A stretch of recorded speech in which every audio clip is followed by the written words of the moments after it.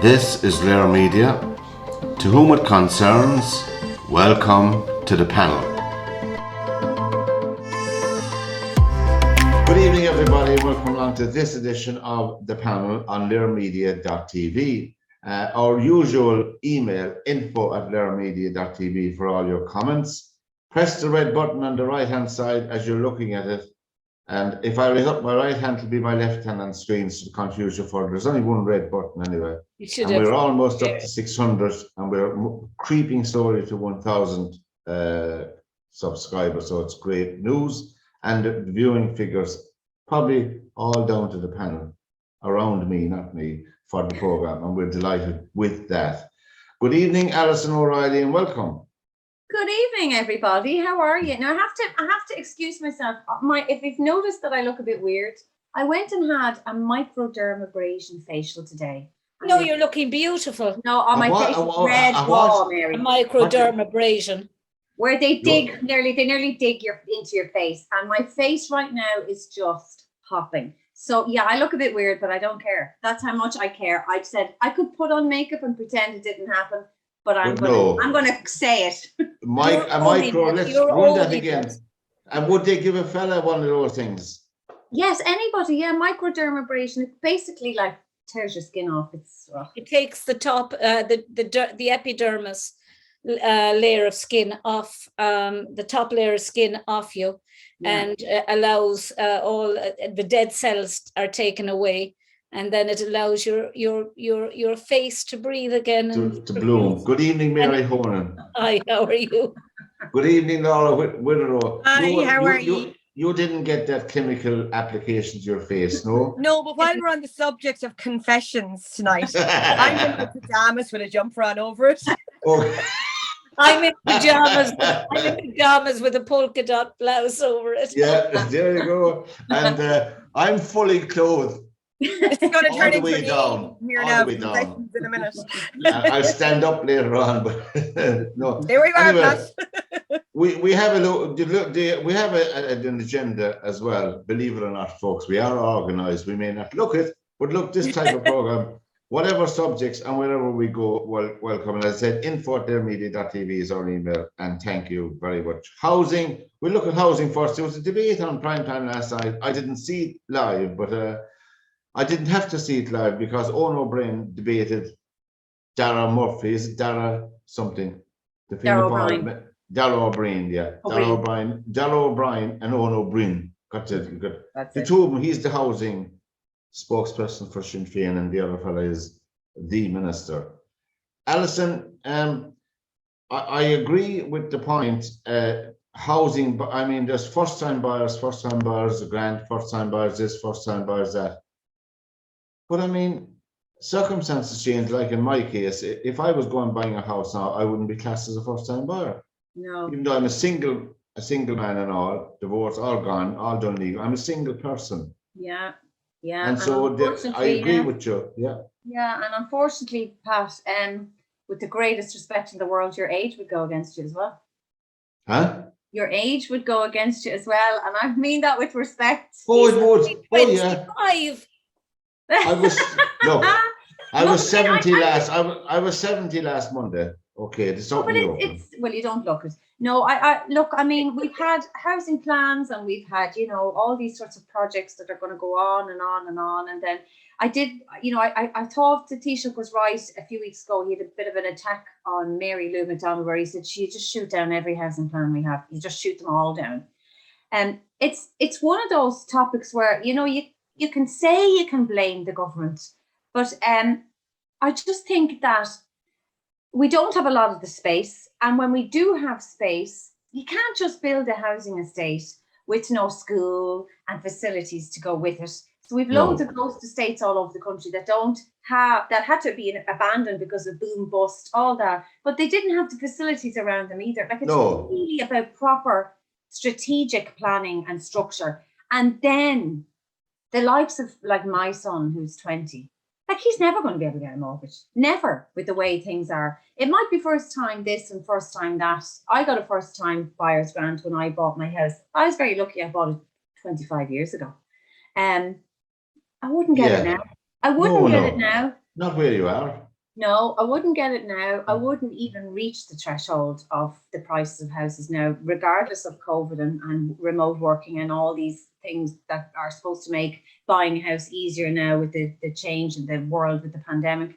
But I just think I'm not, I'm not a big fan of this government. I'm not a fan of any politician really, but I just don't know who can get it right.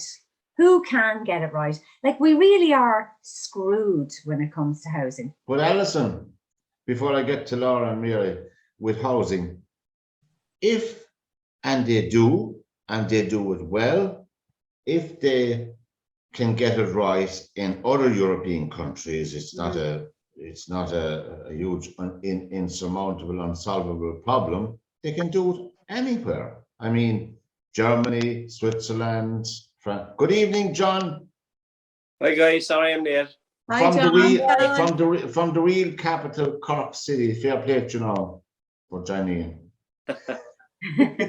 We'll just start it off, John, on the topic of housing, and I'm just going to Laura next. You hear the flavour of it. Anyway, there was a debate last night, but it prompted by a question from Alison about there's a bias towards people buying houses, first-time buyers, grant, first-time this, but you could be any buyer, and those facilities aren't available across the board. Laura, is there much activity around where you live building houses?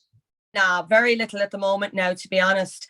And like, I just want to pick up what Alison said there. It's about having a plan and a structure. The government like to do a little bitty bit here and a little bitty bit there. It needs a full structured plan, something that's actually going to tackle the little problem to the big problem. Like, it needs to be an overall plan, not, okay, we'll do this in this house and fix this little thing and we'll fix this little thing. Little things aren't going to solve the big problem overall in the long run. They need to have a proper structure in place with a plan that they're going to follow through on, and that somebody needs to come in there, take it over and sort it the F out once and for all, because otherwise we are, like Alison said, our young people, okay, I'm not old, but like our younger people are not going to be able to buy a bicycle, let alone a house. Like, they're not going to be touched. And Mary, there's been some building, because I know where Mary lives, there's been some building up around you recently, but just very, very little going on. They've done a very good job now, I have to say. Yeah, they did. I live in the same house, my parents' home. I personally would not have been able to afford a house or a mortgage. I just think if my parents hadn't died and left me this house being their only child, I probably would. I don't know where I'd be, because I know I wouldn't be able to get a mortgage for a house. I wouldn't have ever, and they died when I was 32. So I there's no way I would have ever been able to afford a house with the prices they are. And like Pat, I suppose, I've never bought a house. This house was my family home. So I wouldn't be able to get a mortgage. I wouldn't have been able to get a mortgage when I was 32 either, because I wouldn't have been within or above the threshold that they have, I just think that it really grates on me. And I was going for the council at one stage, and my PhD research got in the way, and something had to give, so I couldn't go. But I was fighting it on the housing, and I really believed that, like Liverpool brought in a remarkable system where they had derelict houses or rundown houses, and they offered the houses to people who promised that within 5 years. Tradespeople mainly. Well, not tradespeople, but people who had somebody in the family who was willing to undertake the responsibility of doing the house up. They might have had enough money to just do the house up, but not enough money to put as a down payment or to buy a house. Then they had 5 years to do that house up to a living standard and to prove that the house was livable, that it was for living in. It wasn't for sale, for rent, for lease, or anything else, that it was a family home. And then when they would examine it after the 5 years, if the house came up to the living standards, they were given that house for £1 in England. And that was it. That was just a simple transaction. They brought it in twice, and they rejuvenated and renovated all the houses, in the derelict houses in the area. And people got a home for life. that they could pass on to their children or they could sell because it was theirs for £1. And I mean, the headlines in the paper were Honan's houses for €1. But then they decided to do it in Liverpool for businesses, any derelict business. They gave it to people who were trying to start up. You had so many years again to do it up, and you got the business, the key to it for building, whatever. I don't know how much they were offering, but we could have done that for £1 and just a simple gesture. And it encouraged people to show responsibility for their own home, and to maybe their brothers were unemployed carpenters or plumbers or tradespeople. And I don't know. There's so many derelict houses. No, I think, Mary, one of the schemes, the houses died with you. You couldn't pass them on. They went back to the council. You know, I don't think they were able to pass them on to the family. I think it should have been allowed to be passed on. But in that scheme, people. But in any case, the principle is good. John, is there much building activity going on around you there as you stroll around the town? There isn't. There's bits and pieces. I just going back in a story, Mary, that like there are a blocks of flats around where we're living. You know, like 6-8 houses in the block, and a few years ago, two of the families, they were council houses, council flats, 2 families, but they had bought them and had done them up to an immaculate standard. Georgian windows, new staircases, you name it. And they left the houses. The 2 of them actually left within 2 weeks, and they moved further along the city. And it took nearly 2 years for the council to give those houses back out. Why? Oh, Jesus. Because they tore everything out of the house to bring it back to council standard. You wouldn't believe what they took out. It was what I've they seen it got. happening. But you're right, John. You're right. It's appalling. I have a brand new bathroom put into my house upstairs. And if the council were to buy this house from me in the morning, they would rip out my beautiful shower, my slipper bath, my gorgeous grey tiles, and they would put in what they wanted to do. And I think that is utterly immoral. The waste of money. That comes down now to safety standards and standards of buildings, which we all know have caused massive problems in this country. And so even though Laura had mentioned planning, we're dreadful planners in this country. This is why we're all over the place. Yeah, but with this is about long-term down the road. Are we going to be sued because we didn't have a big fire door? We pulled that gorgeous door that you put in out to put in this big chunk because they're trying to think they'll be sued at some point. And I just think we're just not getting that balance right at all. It's insane. I've enlarged my bathroom and they would knock it back to the size it was. Yeah, and we're referring back to the housing and the bias against people who may not be first-time buyers. I mean, I bought a house in Cork and we moved to Clare, then to Shannon. I bought a house in there. There's no way I could rise up to buying a third house, except I was But even the percentage of deposits second-time buyers have to have now is just, you have no chance. There's no competition there's no competition in the mortgage business. They're all the same, and with the highest rates in the whole of Europe, and they get away with it. Yeah, they do. They do because. Listen, Alison, though, it's shocking to walk around Limerick and see the amount of derelict buildings, the amount of derelict houses, empty houses, boarded up. And you know in your heart, and you see people on the street, and you see families on a waiting list or living inside an temporary accommodation, or what would you call it, hostels and hotels with their children. And you're talking about cherish the child, and every child in this country cherished equally. They're not. When they go home and they haven't got a computer or a laptop, and they're living and they cannot get back into the hotel until 9 o'clock at night, and they're sharing one room with their parents maybe and their brothers and sisters, and they have barely maybe had a burger and chip for their tea. That's equality. I think that as Alison said, and they all echoed, every housing minister, to my mind, in the last 8, 9, 10 years has failed miserably. Yeah. And the main reason, they could build houses, John, I know, they could build houses in the 50s and the 60s, huge amounts of public housing, and you could see them all over the country, 50s and 60s and 70s, and they can't do it now. Why? They're beholden. The philosophy of the right-wing parties like Fianna Fáil and Fine Gael, the social philosophies of them, in my opinion, are leave it to the developers. We've seen what happened. The problems are appalling with pyrite and substandard, and people signed off in those buildings. Professional architects, professional people signed off in those buildings. So that's Shinshkela, the panel is a program on LiRmedia.tv. We're going from housing to rubber. The Six Nations are starting tomorrow. We have the wheels, we have the There's taffies. one person happy anyway. We have the taffies playing Ireland, isn't it? In Lansdowne we have Road. Wales.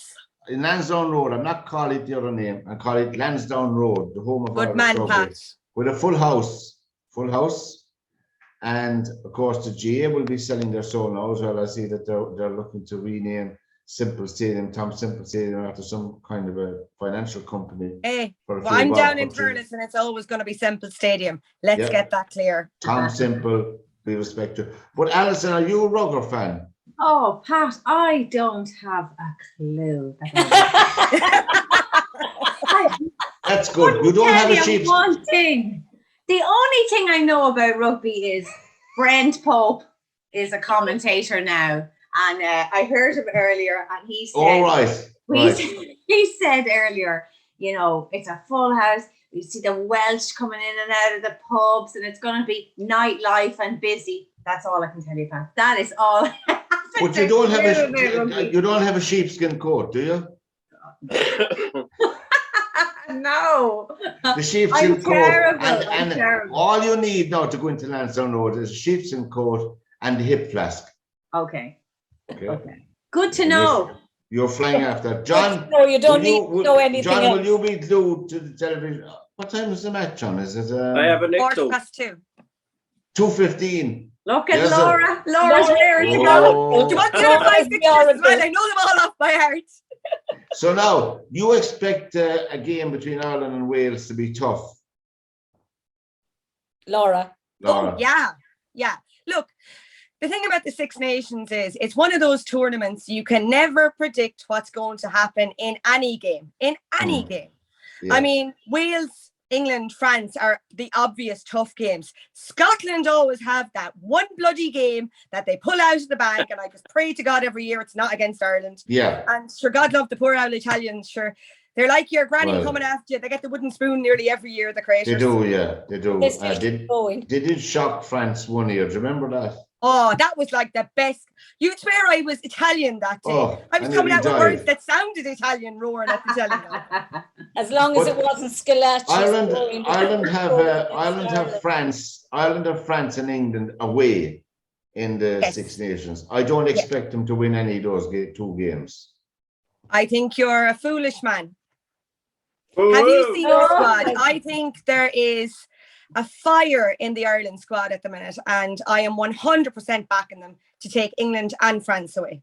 Oh, Woo. And Alison, we'll be carrying on this discussion on our sports program on Monday night. But I mean, I'm not pessimistic about it. I think there's age. There's a lot of players have a lot of rugby played. They played a very tired All Blacks after a long tour at the end of their season. And really, I don't think you could read much into that myself. That's only my opinion. But we wish them well against Wales. Yeah, I have a good record even home and away against Wales anyway, you know. Well, I think they'll shade it. John, will you be watching it? I might. It all depends. I'm not really. I watch it. I'd watch it. Scratching John off the wedding list invitation there. There's no invitation for you now. And Mary, of course, you'll be glued to the television from 2:15 onwards. It's bittersweet with me, as you know, Pat, Yeah. tomorrow, because Your uncle my uncle played for Ireland, and he played for Munster. He had a Munster senior and a Munster junior medal. was in the Munster juniors with Richmond's, and he turned 18, and Garryowen, he was loaned to Garryowen for the seniors. But every time Munster or Ireland played England, and my dad was English, he always wanted Ireland to win, and he'd be cheering on Ireland, and he'd be really wanting Ireland to score. But if Ireland were playing Wales, and if Ireland even scored one try or even 1 point, the phone would ring over there, and Dad would say, "Leave it, ignore it, Myra," to my mother, because it would be my Uncle Ned, Joe Waters' father, ringing to torment him, because his mother was Welsh. My dad's mother was Welsh. Okay. And he was as much Welsh as he felt. You know, he hated when Ireland played Wales, and I hate when Ireland play Wales, because I don't think there'll ever be an anthem like the Welsh anthem, and the Welsh supporters, the way they sing it, and it just makes you want to see them win more when you hear the Welsh national anthem. I think France, Ireland. Are France favourites? France and England are joint favourites, aren't they? I think, Laura, France and England are joint favourites. Mary, you're gone. I don't want them to beat Ireland. I don't want them to beat Ireland, but I love the anthem. I think there's excitement in any international game, and we're a small nation. Let's not forget that. We do pack a big punch. We've never reached the semi-final of a World Cup in rugby. That's another milestone for Ireland in the next World Cup. But we wish them well. I think they will shade the match tomorrow with Wales, and after I think Ireland will win. The panel is a program on LiR Media. As we are a bit light-hearted. Back on the list, Laura. As we're light-hearted, lads. Golfgate during the week. Golfgate, 3 days trial, full of barristers and solicitors. We're not against barristers and solicitors. Suits everywhere. You could smell the money in the court, as the man said. Even with the witnesses as well, and the people who were accused. Judge Mary Fahy, I think, presided over it. I wrote her down in it. Judge Mary Fahy said, "Thanks, guys, nothing to see here. Off you go, good luck." Not in so many. I'm just thinking to myself, no, I'm not casting any personal criticism against the judge. The judge can only go on the evidence put before her, you know, just she decides these things. What were the guards doing to bring, and the DP, to bring these cases to court if there was nothing to see here? A performance. For three full days, huh? It was a performance, Pat. They had to be seen to do something. It's shocking, Alison. Yeah, the publicity surrounding that. I mean, Phil Hogan had to step down, you know. You think about it, it was just poor old Sean O'Rourke got battered, you know, and it was just never going to be anything other than a bit of a circus. Look at us. We got them before the courts. We were behind all of that. Loads of money paid out for barristers, as you said, and solicitors. Big performance. I could have told you there was going to be nothing in that. Yeah, I suspected. John, what did you think of it, Alison? Pardon? Were you in the court? No, I wasn't. No, but I wasn't expecting anything other than what came out of it. And John, what did you think of it? I mean, there was a woman put into prison for not wearing a nappy over her face, as I call it. And she was put into prison for a few days, and nothing happened to these guys. And they did break the rules. As Alison said, you expect nothing else. It's a farce. Always, I keep saying this every time, follow the money. You know, the amount of money that was wasted on this case, where a blind person could see what was after going, or hear what was going on, sorry. And I always say, who appointed that judge? What political party appointed that judge? That's where you chase everything back to the money and to the political appointments in this country, and that's what's wrong. You know, it's who you scratch my back, I'll do that for you down the road. You know, it's shocking. And Laura, did you follow? I don't blame you if you didn't follow the case, by the way. Now, well, look, I followed a certain amount of it. To be honest with you, Pat, like Alison, I knew that this was going to be nothing, only a big showcase from the Gardaí. What really naffs me off is the amount of money and resources that was put into bringing that farce, as John called it, to court. Yeah. That could have been put into the resources. Like, I mean, how many Irish women were attacked in the last week alone? And they were able to have 50 to 100 guards on the Aisling Murphy case. How many guards are on the case of that girl that got attacked up the road from me in Johnstown, or Sligo, or Galway, or Dublin this week? If the same resources were put where they need to be put, we'd have less criminals on our street. And Mary, did you think Golfgate was an insult to all of us? So what I should say, framing it in the mindset of the people who, like yourself, who did only went down the road for 2 years, last 2 years. I haven't been past I'd say 5 minutes from my house by car in the last 2 years. I've been fairly, I've been very good. But I think the question. But you're a goody two shoes anyway. I'm far from it. But I'll tell you one thing that's missing in all of this, and it's the same in the UK. You know, they talk about the Golfgate, and they talk about the parties in number 10 and that. But the one thing that's been missing in all of this is if these very people who were actually telling every single one of us to lock ourselves up, to stay in the house, to have no visitors in our home, if they were having parties and going to then they clearly didn't believe it. And if they didn't believe it, then why were we all locked up for that length of time and told you can only have this many visitors, and you were almost, afraid to have any more than that? So, people should maybe start wondering, well, if they didn't believe it enough to actually have a party gate or a golf gate and party gate in number 10, then, was all the this an illusion? We're going to leave poor Boris. We just led down the wrong path. We're going to leave poor Boris alone, I think, because. No, I know, but the point. I wish him well. I hope, because he's a character. I wish him well. We need like more Boris characters. I like Boris too. I like him. But the point is, not his politics, but I like him. Why were they telling everybody day in and day out, wall to wall, psychological torment, being told you have to do this, you can't do that, you have to wear a mask going in here and they weren't doing it themselves. Mary, do as I say, not as I do. Exactly. Yeah. Exactly, Laura. This is what I can't understand. People are horrified that there was a party gate, and horrified that there was that they didn't do what they were told. But why didn't they do what they were told if they were that afraid of a dangerous virus that was going to kill them? You answered some question, Mary. They weren't afraid. No, they weren't afraid. Yeah. That's it. You see, that's it. They weren't afraid.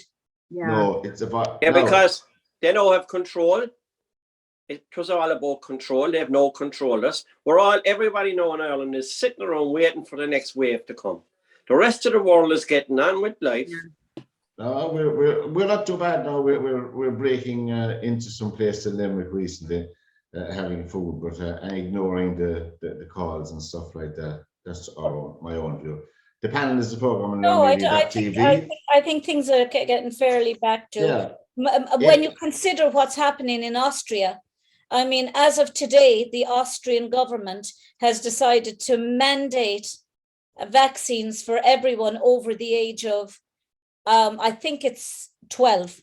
And now I know there's a Catholic organization. There was a guy on GB News the other day. He was a young man, say in his 20s, part of a Catholic organization. And there's groups of people bringing the Austrian government to court. But the law in Austria means that they had to bring in the law in order for them to challenge it. So it was brought in this morning, and they literally, apparently they know exactly who has and who hasn't had a vaccine. They know which person, and they will go to the doors and they will insist on vaccinating the person in their home. Well, now, I know they brought in the law, but I'd really be surprised if it sticks at all. Of course, Austria was the home of Adolf Hitler, as we know. Not me saying anything, but I mean, for an extreme right-wing thing like that, I don't think it will stand at all. I know they're buying a lot of governments. I have no idea why they did it. I didn't read much about it. But Denmark are easing everything. Denmark have gone back to pre-COVID and have stopped all restrictions. You know? Excellent. Well, Yeah, I know in Shannon, the town centre, all those yellow arrows that you were supposed to follow, you know, and push They in were by the funny. corner and pull in case you. Did you see Seize those on in someone. the shopping centres? You'd walk down those arrows and people would look at you as if you had 14 heads if you actually came up the arrows instead of going down I used the to walk arrows. the opposite way just for the crack all the time. I wasn't buying anything. I was just having a great laugh. Yeah, but I didn't, you see. I did as I was told. The panel is a program, and if you want to contact us, our email is info@lirmedia.tv. Now, there was a few attacks, Laura intimated earlier on girls or ladies, the assaults, I suppose, sex assaults on them. I only read about the one that was jogging in where was it? Kilkenny, was it? Yeah, that's only up the road for me, Pat. Yeah. Actually, in Johnstown, about 50. The thing we want to tie together, Laura, the two things is, while they're reprehensible and appalling in their own right, the sentencing as well for sex crimes in general and things are as equally insulting when you come into court. I mean, that case here, where the brother raped and orally raped and anally raped his brother for a long time, he only got 8.5 years, but that's a mistake to even say that in the press, because he won't serve 8.5 years. No, he won't. Will not serve 8.5 years. So it's wrong to say he got about 5 or whatever they get. I don't know. He'll probably serve about 5. He'll probably read the Bible and say he found God or something, and he'll get out for 2.5 years. Some crap like that, which is appalling altogether to me. Yeah. Alison, you've been covering these cases. A lot of them. I covered the sentencing is just shocking. Shocking. No, I covered that Graham Daly case, and brave Thomas, who was assaulted by his brother, waived his right to anonymity. And I sat through a lot of that trial, and like Thomas was on his own, you know, with his partner and his new granny, his partner's granny. Yeah. And he was incredible on the stand. Like, he was questioned for 4.5 days, which is a lot. Hugely pressurizing. However, the issue with Graham Daly is that he committed these offences when he was a juvenile. So the judge can only sentence him as a juvenile. Yeah. So she would have given him 13 years, the higher end of the scale, if he had been 18. So she kept emphasizing that because she's trapped within the law, and she was a brilliant judge, Karen O'Connor, and she kept saying 13 years, 13 years, 13 years, you know, for sexual assault 5 years, but I'll give you 2.5. And then she kept saying, and I want to reiterate, if you were an adult when you committed these offences, I would be giving you the 13 years. So she kept saying, you know, the mark is 13, but because of your age, I have to give you 8.5. And I suppose with that, she was trapped within the law. But just in relation to, I mean, I've always supported Laura and Shanita and the founders of Survivors Side by Side, the support group for sex abuse survivors. They're always calling for mandatory sentences for sex abusers. But the problem is there's no space. Our prisons aren't big enough. We don't have hospitals in prisons for the sick prisoners, so half of them just get out. And rehabilitation, all those, that network for a prisoner where you can actually hold them longer. You can't hold somebody a lot for that length of time because the law's not there. The judge is tied within the law, but also a lot of it we don't have the space. And that's why they're getting out, half of them. You know, it's just all over the place, a massive overhaul. I mean, that holds, you know, the new legislation that was unveiled by the Minister for Justice for sex abuse and sex assault and stuff. Laura, have you seen any difference with that? I mean, that was the whole revamp of the system. No, it's microscopic if it's anything at all. I mean, like as you know, Alison, our stepfather got 8 years with the last 18 months suspended, and he done 4 years and 10 months of that sentence. And that by the way, Graham Daly did not plead guilty, but he will still get the. No, he did not. Yeah, and he didn't apologise, showed no remorse. No, he did not. And John Joe did the same, you know, and then he ended up having to plead guilty just because he was advised to. He was found guilty on one of my sisters and pleaded guilty to the lesser charges of my second sister. And he only served 4 years and 10 months for abuse that took part, like it was a 10-year stretch of abuse between the three of us. Like, now I know my sentencing wasn't factored into that because my case had to be paused, you know, for different reasons. But like basically, he gets 4 years and 10 months for taking 10 years of childhood and the knock-on effect for the rest of your life. Absolutely, it's a life sentence. It's a life sentence for those. It is a life sentence. Absolutely. Before I go to John and Mary, you mentioned they are mandatory. I would be against that. I think there should be a range of years. And if you have a mandatory sentence of 15, 20 years, and the case is so horrific that it's a life sentence. I don't know. That's only my That opinion. is life, past 15 years. Well, it is, I suppose. Yeah, it is. It is in this country anyway.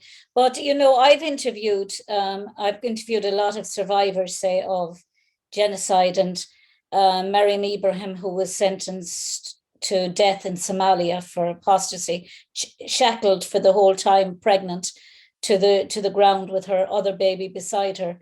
They were waiting for her baby to be born so that they'd execute her. And, you know, you talk about the long-term effect on them, but it's the same for somebody who has been sexually assaulted. I've interviewed sexual assault victims as well. And it's not just, it doesn't end with their assault, because it affects, in all the cases of trauma, it affects the next generation as well, because there's always the danger. You're bringing all of this, sometimes you speak about it, and speaking about it doesn't always help. But some people don't speak about their trauma, and then they're unable to have any kind of relationships with their own children in later life. So it becomes really generational trauma. You know, your own children don't understand why I haven't got a relationship with my father or my mother. I haven't got a relationship with them, and I don't know why. And it could take years and years before they find out that something happened to their mother, and that and you know, and when somebody rapes a child, they're not just destroying, basically what I'm saying is they're not just destroying, or they're not just, when I say not just raping, they're destroying that child's life and the next generations, and potentially the next. It's cyclical, the whole thing, and people don't realize that. They think, oh, we'll give them 4 years or 8 years or 10 years, and that's a sentence. But it's a life sentence for the person that's been raped. And John, coming to you, John, obviously a lot of these, as Alison and Dad said, a lot of these are left out because apparently there's no room. The main reason there's no room, I'm going to speak about Limerick prisons, because the chap and the lady who stole the bottle of wine from Tesco's are inside in jail. I agree. And they shouldn't be. And the person who didn't pay their TV license, or someone who took God forbid, or someone who's are inside in jail. It's shocking, John. That's the reason why there's no room. It's only poor people are in prison. That's exactly right, Pat. You know, I agree with Alison there. There's not enough places around the country. I mean, there is buildings, there is land, but again, there's no will in this country, because the people who run it are the biggest criminals of the lot. But anyway, going back to like this, the very same in Cork prison here. I mean, we was told the other day, that it's full above there. There's no room, right? And it's all drug addicts. Again, television license, no mass, robbing. But the amount of them that are out on the streets after, there's 2 guys living behind me, and they took a sword and a machete to a young guy one day, which was only a year ago, and they were up in court, and we were expecting the book to be thrown to him. And my God, the following day, there they are cycling down the street, smoking joints again, laughing at everybody. But you know, John, I think that, you know, when you have a shortage of spaces, I think people who are serving time for petty crimes, you know, like stealing, as I say, I mean, stealing something pretty small, maybe to feed a habit they steal, Yeah. or to feed their child or whatever. Or somebody smoking cannabis and they're caught with cannabis for personal use. I mean, that guy that raped his brother recently, that you were on the case, Alison, he should be prioritized, and his sentence should be the full length. It should be a life sentence, in my view. But it's just explained. Because he has destroyed his brother's life. It's poignant to remember, Mary. It's poignant as to remember that the anniversary of, if you could call it an anniversary, or remembering, I was reading an article on Anne Lovett. You're all too young to remember the Anne Lovett case. The creator came out of school with her satchel and her uniform, went into the local graveyard, had her stillborn baby, and bled to death. At 15, I think it's almost at the 15. statue of Our Lady. And that prompted me to read up more about stuff like that. But I am not going to exonerate my part as a male and men from attacking women. But fortunately in Ireland, it's minority. And sometimes it can get lost. But that minority, there are safeguards, there are things that our police force could be doing to lessen these types of attacks. I know myself, I grew up in a village with one shop and two pubs. You know, you'd see the local guards 2 or 3 times every day. Yeah. Every day on patrol, every day.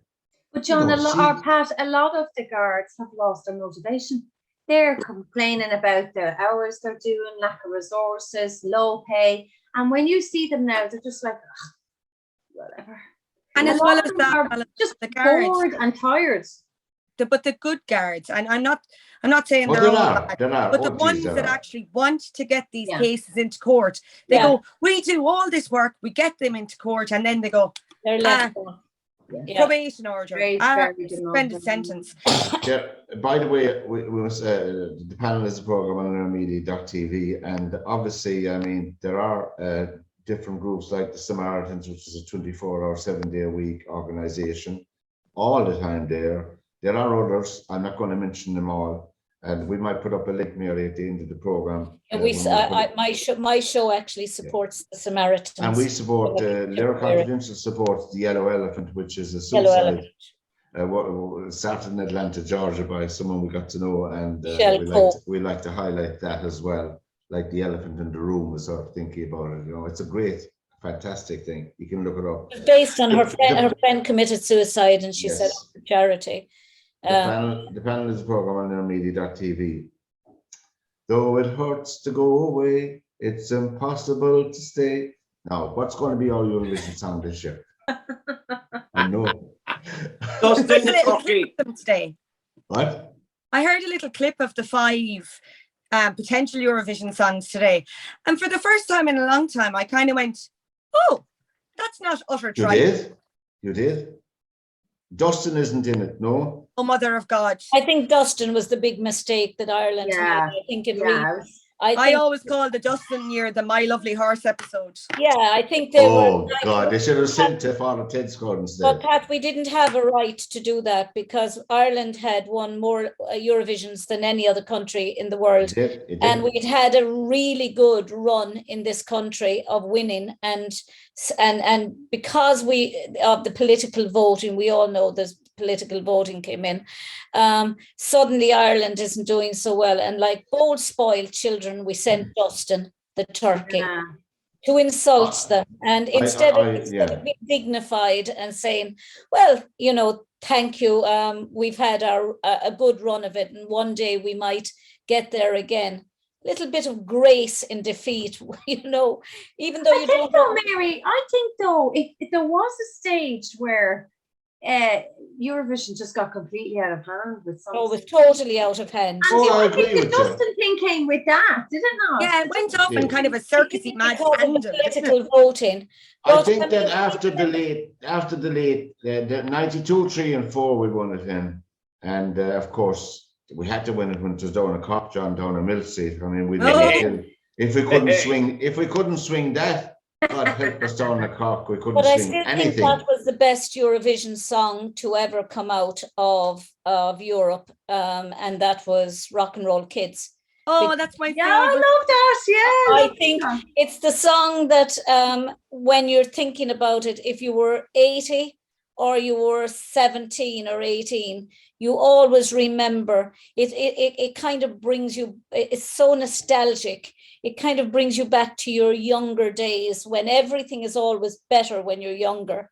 At least when you're thinking of it in hindsight, wasn't that fantastic? We had a fantastic time. And that's what the song was about. You don't remember the Hush Puppies, Mary, do you? You don't remember wearing the Hush Puppies? That song reminds me of the Hush Puppies. I was actually too young for that. Nobody knows what I'm talking about.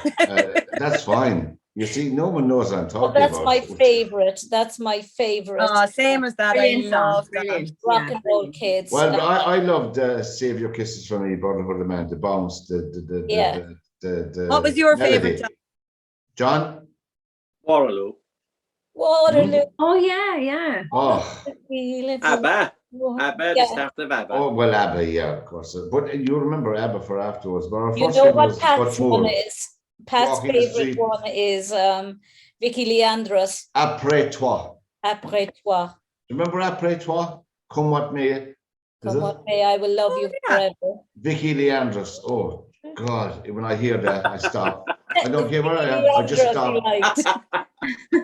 Vicky, I won't profess my love for Vicky on the show. It's no good. John will be driving down the dock road and Anna comes and a slap on the brakes. Yeah. Vicky. Anyway. Yeah, there was some, I mean, there was a whole, I think it was an event for all the family, for everybody at one time. Alison just referred to people like Terry Wogan adding his witticisms and his, he made everything like that, made the show. Terry Wogan, who else? Marty Whelan was very good, very good. I think Marty was But your fellow Corkman, Graham Norton, is really the only one who could have taken over from Terry Wogan, because he had that Irish, what they call the Irish charm. I don't like him. No. Well, there's he no said horrible things about me in the media, so I'm no friend of him. Hell, he did. Shame on him, Alison. Well, Alison, I get a hold to him. Hold on a second. I'll say something, and Mary knows this about me.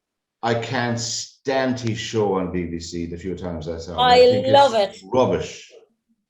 That's all. Well, he's God help him if he ever bumps into me. We all want to be flies on the wall that day.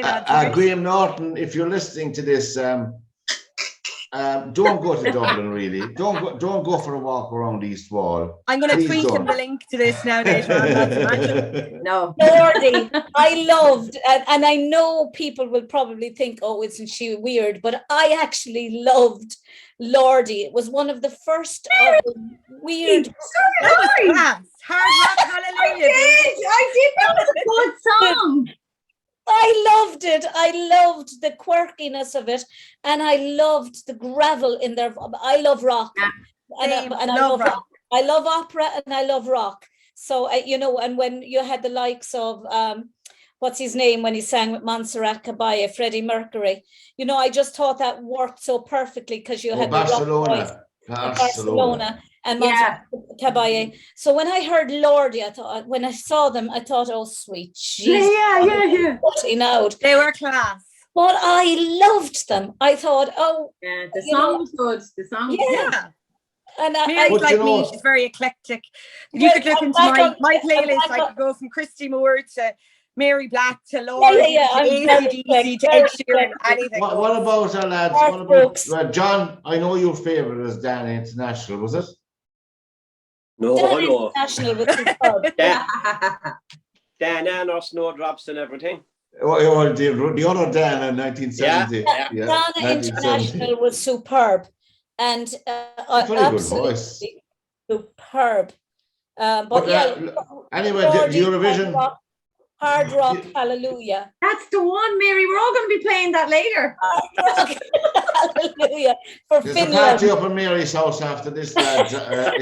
It's 23 St. Lawrence Park, if you want to call up to the afterwards. About 9:30, just kicking off. She's getting all the vodka she has stored under the bed down for the night and dusting I never off the drank bottles.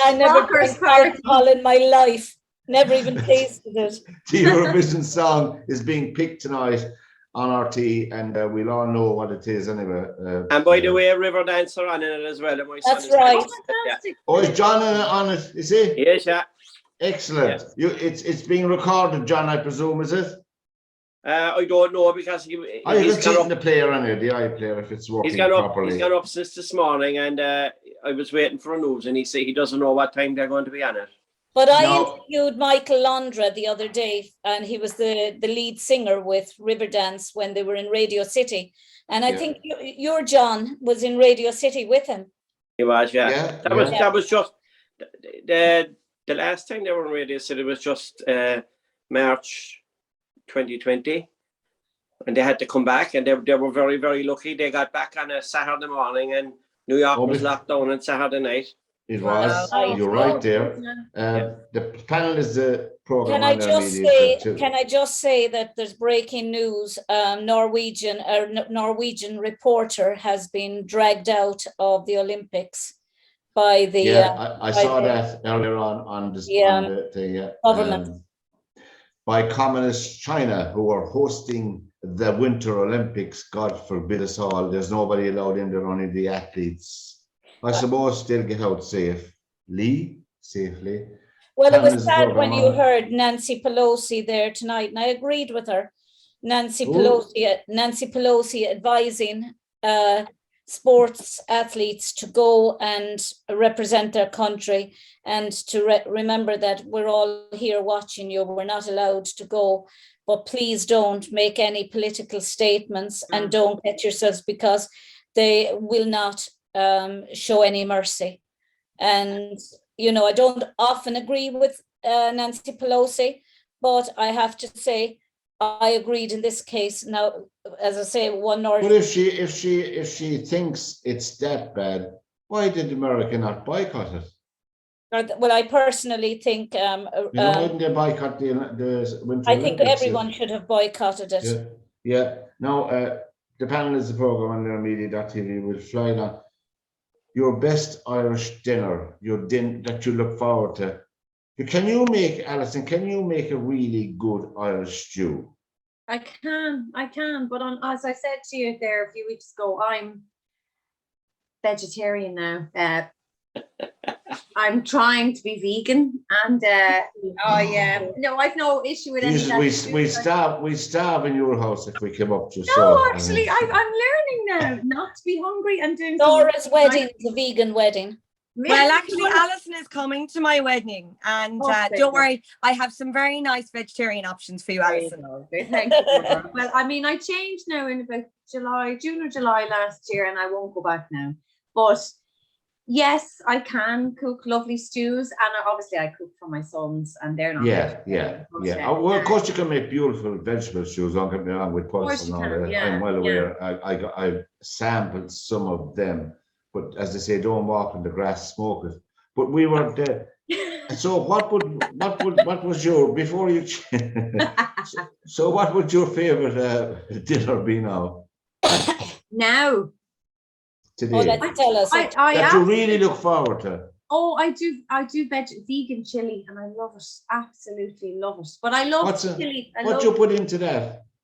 A bit of everything, just a bit of everything, but mostly like you'll have walnuts in it. And they'll be your protein.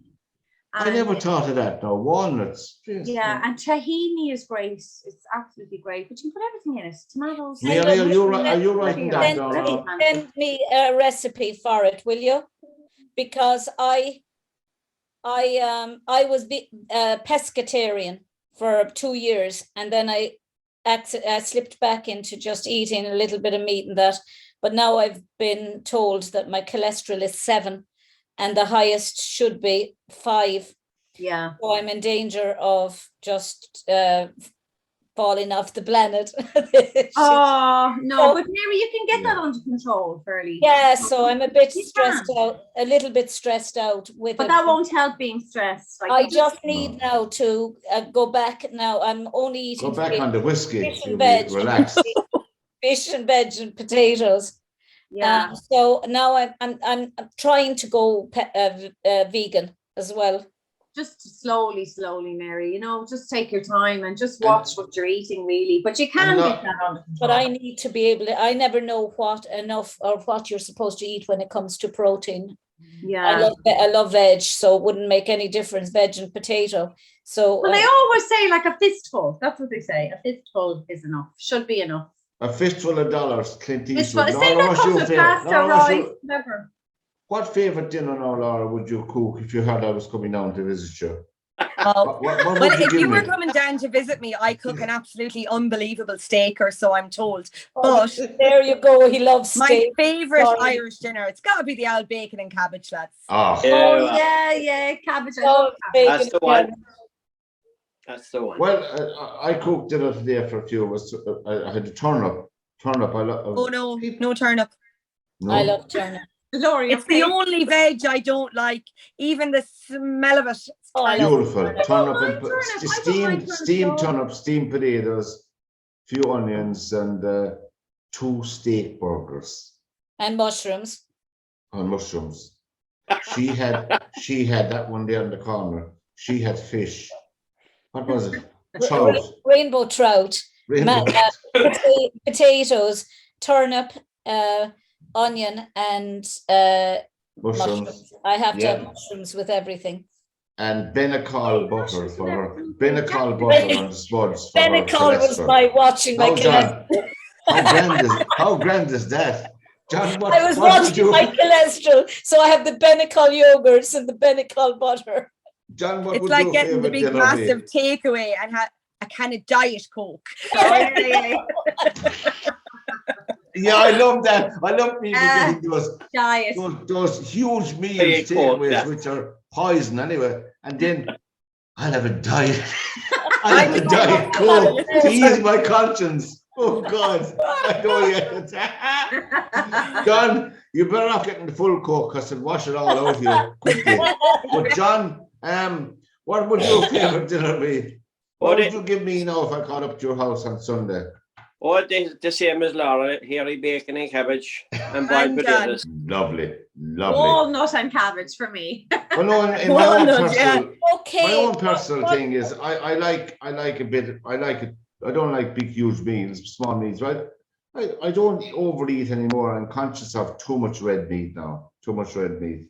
Conscious of that, and I wouldn't eat it that often. Stews. That's why I like stews, because you don't have to use as much as a big slab of steak, and you have loads of other things in it, plenty veg and all. I think in moderation. Alison, I mean- could you Everything make in a moderation. stew? Could you make a vegan stew?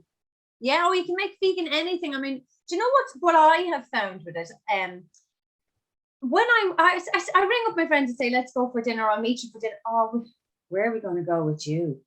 But I'm not like that. I always say just any restaurant and I'll sort my own. I'll eat anything. I know myself what I can have. So what I find people are like, you're like an alien. Oh, I don't know what to make it. Oh, When no. this, I'm like, Alison, In when my this was, life, they made my life hell. I managed.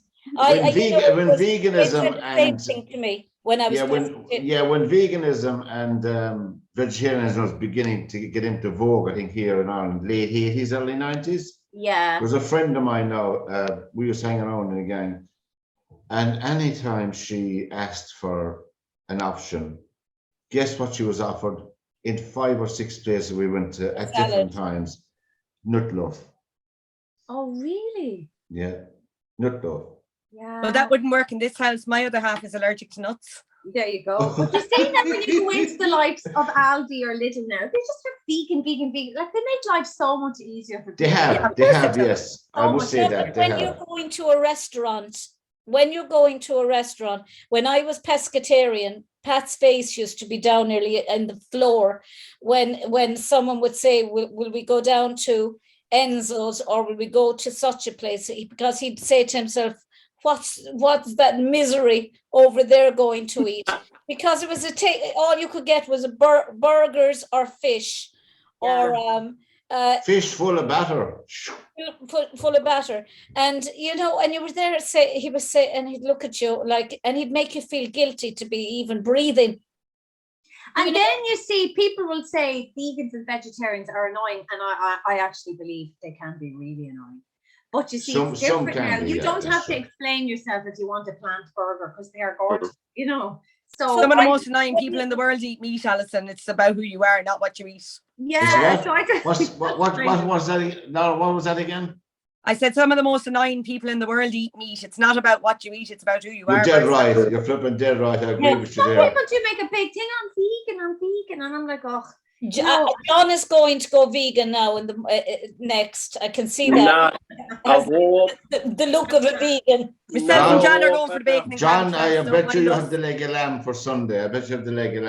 No, I had it last Sunday, actually. And finally, before we go away, lads, I know we're looking forward to a bit of fine weather, but what's your favourite beach in Ireland? Your favourite beach? I only put one question on the agenda tonight and it never came up. I've just realised we came to the end and he skipped it. It was on it was the third question. And you completely ignored it. It was about scolded. You're being scolded now.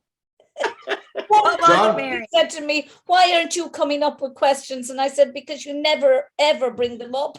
John, there's a bit of noise there in the background, but do you remember, did you ever go down on your holidays to Garryvoe? No. Probably the best one I was in, I suppose, regarding a holiday was Waterville. Oh, yeah. Yeah, but one of the best beaches was definitely Coraclough in Wexford. It's a magical beach. Coraclough is definitely for me. Go away. Yeah. Oh, what a beach. The sand is, it's beautiful. So fine and so soft, isn't it? Yeah. And Alison, what about you?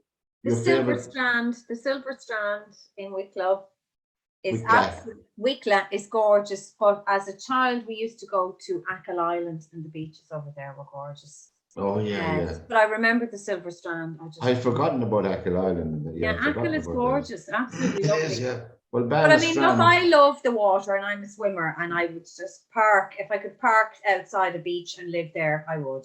Yeah. And Mary, what about you? Here in this country, anyway, it's probably, I suppose, Ballybunion or even Spanish Point. Well, Ballybunion is a big beach.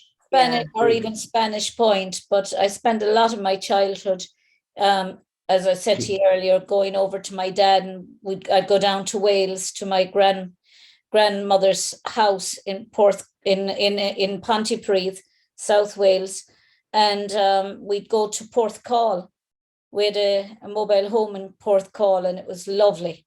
And I think, again, because it was childhood memories, but most people who've been to Porthcawl have always said how beautiful it was. But, you have childhood memories of it, and they're always Well, if you need a good holiday, I mean, there's loads of places, but memories for me would be the Ards Peninsula in 6 counties, the Ards Peninsula, all up around there, Port Stewart, all around there. Actually, going up to where John Breen lives, up in Warren Point, I know it's not a beach, and that, but to watch the Mourne Mountains on your right as you're going up to Warren Point, and to see the water and the mountains, I don't think there's anything as beautiful as it. No, it's stunning. I was up there for a wedding back in August last year, and it was just wow.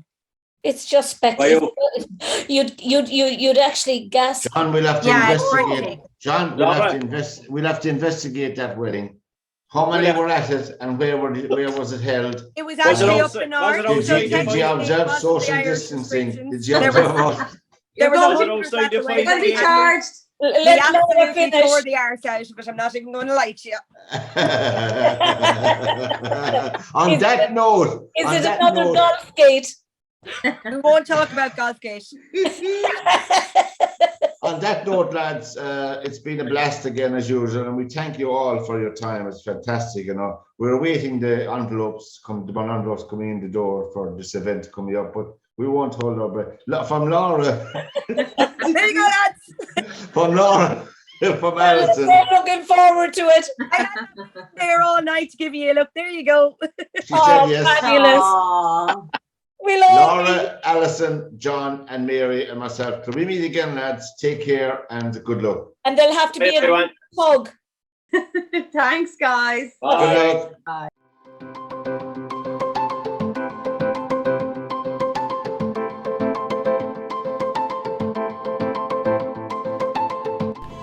This is LiR Media. To whom it concerns, welcome to the panel.